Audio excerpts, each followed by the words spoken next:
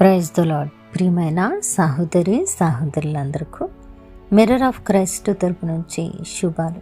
ప్రియమైనటువంటి వాళ్ళారా, మీరంతా బాగున్నారని, అలాగే ప్రతిరోజు డైలీ వాగ్దానం ద్వారా ఆదరించబడుతూ ఉన్నారని విశ్వసిస్తూ ఉన్నాము.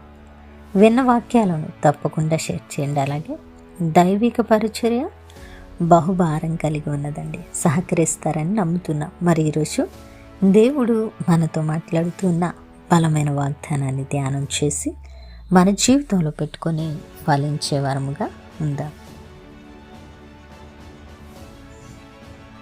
హెబ్రీ పత్రిక 10వ అధ్యాయము 35వ వచనము. మీ ధైర్యమును విడిచిపెట్టకుడి, దానికి ప్రతిఫలముగా గొప్ప బహుమానము కలుగును. దేవుని నామానికి మహిమ, ఘనత, ప్రభావములు చెల్లిస్తూ ఉన్నారు.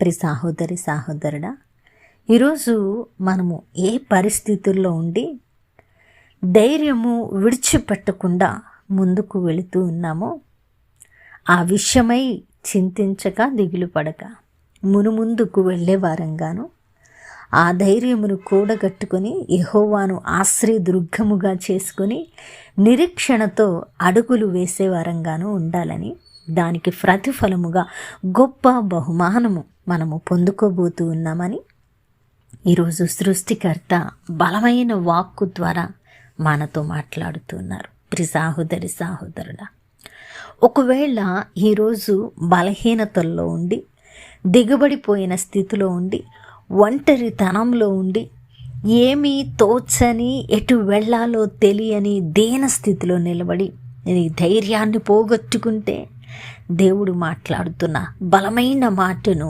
ఆధారం చేసుకో. ఎందుకంటే ఆయన నీకు ధైర్యమును ఇచ్చే దేవుడుగా మాట్లాడుతున్నారు. మీ ధైర్యము విడిచిపెట్టవద్దు, కొనసాగించండి.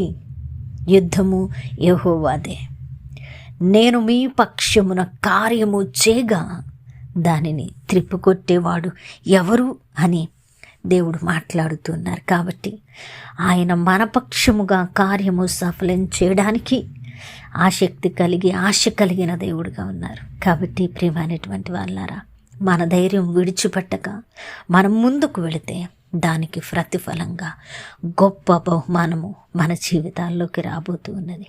దాని ద్వారా మనము మన కుటుంబాలే కాదు, ఇంకా అనేకులకు అది ఆశీర్వాదం కాబోతూ ఉన్నది. నమ్ముతున్నవా? నమ్మితే ధైర్యాన్ని విడిచిపెట్టుకో, ముందుకు గురి ఎద్దుకు సాగిపో. నువ్వు ఖచ్చితంగా ఉన్నతమైన బహుమానాన్ని పొందుకుంటావు, అనేకులకు దీవెనకరంగా ఉంటావు. వినవాక్యము ఫలింపు కొరకు ప్రార్థన. పరిశుద్ధుడా, ప్రేమ కలిగిన తండ్రి, మీకు వందనాలు. అద్భుతమైన వాక్కు చేత మాతో మాట్లాడి మా హృదయాలను కట్టి బలపరిచినందుకు వందనాలు ప్రభువా. అయా, ఈరోజు బలహీనతల్లో పడిపోయి ధైర్యాన్ని విడిచిపెట్టామయ్యా. అయా, మా బలహీనతలను ఎరిగిన దేవుడుగా మాకు మరలా ధైర్యాన్ని ఇచ్చి, నిరీక్షణను ఇచ్చి, దానికి ప్రతిగా గొప్ప బహుమానం ఇవ్వబోతూ ఉన్నావని మమ్మల్ని ధైర్యపరిచి విశ్వాసంలో నాటి ముందుకు నడిపిస్తున్నందుకు కృతజ్ఞతలు నాయన. ఈ వాగ్దానము నాదే, ఈ వాగ్దానము నా జీవితంలో నెరవేర్చబడాలి. నేను ధైర్యముతో ముందుకు కొనసాగాలి, గొప్ప బహుమానము పొందుకోవాలని ఎవరు ఇష్టపడ్డారో, ఎవరి వాగ్దానం ఎత్తిపట్టి ప్రార్థిస్తూ ఉన్నారో వారి జీవితాలలో ఈ వాగ్దానాన్ని నెరవేర్చమని, అలాగే ఈ పరిచర్యకు సహకరిస్తున్న ప్రతి కుటుంబాన్ని దీవించి ఆశీర్వదించమని, చేసిన ప్రార్థనకు దీవెన జవాబు అనుగ్రహించి ఉన్నారని నమ్ముదు.